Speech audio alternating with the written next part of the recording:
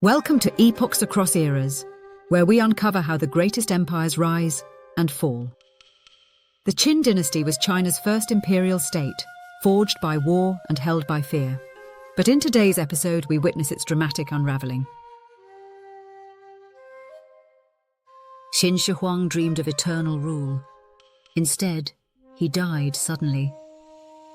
What followed was a cascade of deceit, political collapse, and mass rebellion. In less than 4 years, the unbreakable empire crumbled. Join us as we trace the fall of Qin, from secret death to imperial chaos. Qin Shi Huang built walls to protect his empire, but none could shield it from death. In 210 BCE, while travelling through eastern China, the first emperor died unexpectedly. His court panicked. They hid his death, faked documents, and chose a puppet heir.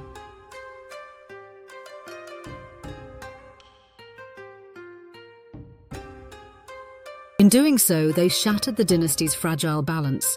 Lies led to rebellion. Rebellion led to collapse. The Qin dynasty, once unstoppable, fell apart in just 4 years. Let's uncover how power lost its grip, and how China's first empire died almost as quickly as it was born.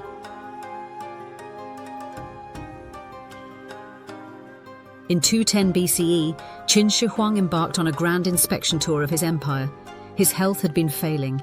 He was increasingly obsessed with immortality, consuming alchemical potions, some containing mercury.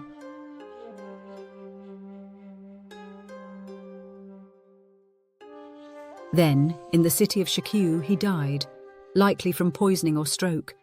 But rather than announce his death, his chief minister Li Si and palace official Zhao Gao made a fateful choice: keep it secret.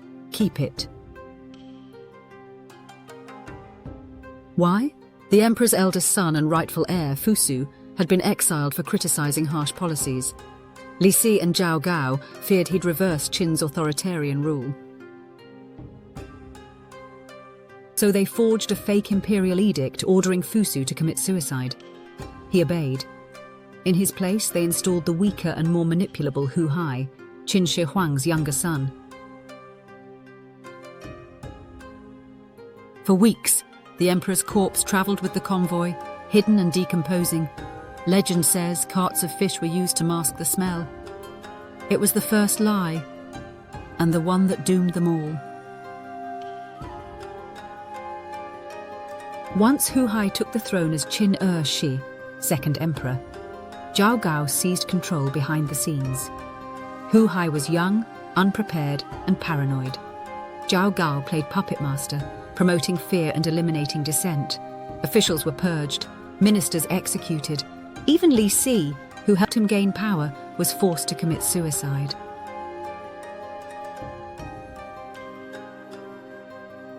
The infamous "deer is a horse" test followed. Zhao Gao brought a deer to court and called it a horse. Officials who objected were executed. Truth no longer mattered, only loyalty. Meanwhile, Hu Hai's rule grew erratic. Taxes remained high. Forced labour continued for palace projects. The people, already exhausted under Qin Shi Huang, had no more patience. Then came the spark. A group of conscripted peasants, delayed by floods, feared execution. Instead, they revolted and marched under the banner of rebellion. Others joined. Former nobles, dispossessed scholars, rival warlords. The fire spread fast. The Qin no longer ruled by fear, it ruled by collapse. By 209 BCE, Qin authority was unravelling. The most famous uprisings came from 2 men. Shang Yu, a powerful general and noble from Chu, known for his strength and brutality. Liu Bang, a lower-ranking official from Pei County, clever, charismatic and modest. Both rallied troops against Qin. Shang Yu crushed Qin armies with ferocity. Liu Bang gained the people's trust by freeing prisoners and sparing civilians. In 207 BCE, Liu Bang reached Xianyang, the Qin capital. Qin Shi had already committed suicide. Zhao Gao had been killed. The remaining ministers surrendered.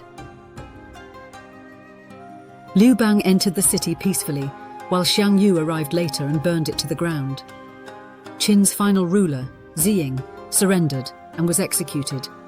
The Qin dynasty was no more. Its empire was gone, but its systems, bureaucracy, infrastructure and unification remained. And it was Liu Bang who would rise from its ashes to found the Han dynasty. The Qin dynasty collapsed in just 4 years after its founder's death. Why? Because it was built on fear, not resilience. It silenced thought. It faked succession. It controlled everything until control slipped. Yet from its ruins, a new China emerged. The Han dynasty would inherit Qin's roads, bureaucracy and borders, refined with Confucianism and moral governance. Qin Shi Huang's empire vanished, but his idea of a unified China did not. That was his true legacy. In our final episode, we reflect on what the Qin left behind and whether the cost of unity was worth the empire it built. Thank you for watching Epochs Across Eras. If you enjoyed this journey through history, make sure to like, subscribe, and hit the notification bell so you never miss an episode. Let's keep exploring the past to uncover the stories that shaped our world. Until next time, keep questioning, keep learning, and keep exploring the epochs that define us all.